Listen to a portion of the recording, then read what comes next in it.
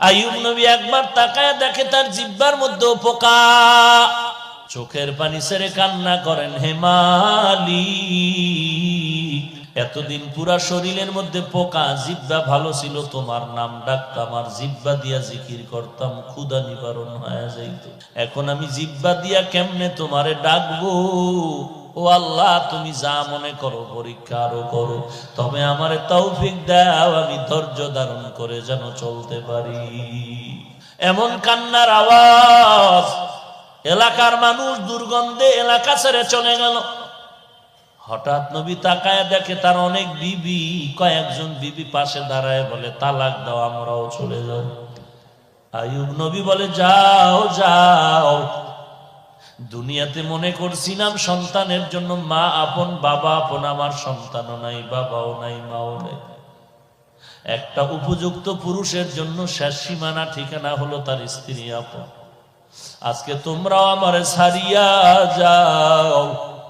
আইয়ুব নবী আল্লাহর দরবারে কান্না করেন, ও দয়ার মালিক, আজকে তুমি তাকায়া দেখো আমার বিবিরা পর্যন্ত আমারে ছাড়িয়া চলিয়া যায়, সবাই আমারে ছেড়ে দিয়া যায়, তুমি আমারে ছাড়িয়া দিও না রে আল্লাহ। ও আল্লাহ, সবাই আমারে ভুলে গেল, তুমি আমারে ভুলিও না রে মালিক।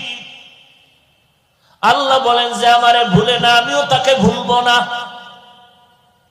আইয়ুব নবী তাকায়া দেখে সবাই গেল, একটা মাত্র বিবি ইউসুফ নবীর কন্যা রহমা নামের, সাধারণ সবাই জানে যার নাম রহিমা। আইয়ুব নবীর একমাত্র বিবি রহমা আইয়ুব নবীর পায়ের কিনারায় বসে বসে গুনগুন করে কান্না করে। আইয়ুব নবী ইশারায় বললেন, বিবি কেন তুমি যাও না? রহমা নামের বিবি চোখের পানি ছেড়ে কান্না করে বলেন, পয়গম্বর, আমাকে আপনি তাড়াইয়া দিবেন না, আমার জীবনের শেষ পর্যন্ত আমি আপনার খেদমত করিয়া জীবন শেষ করতে চাই। কারণ হলো আমি রহিমার কোনো আমল নাই। কঠিন হাসরের দিন এমন এক মুহূর্ত হবে, সন্তান মা চিনবে না, মা সন্তানের পরিচয় দিবে না, আপন আপন বলতে কেউ থাকবে না। নবীদের অবস্থা বড় করুণ, কান্নার আওয়াজ। ওই কঠিন সময় সূর্য মাথার উপরে, জমিনটা হয়ে যাবে তামা।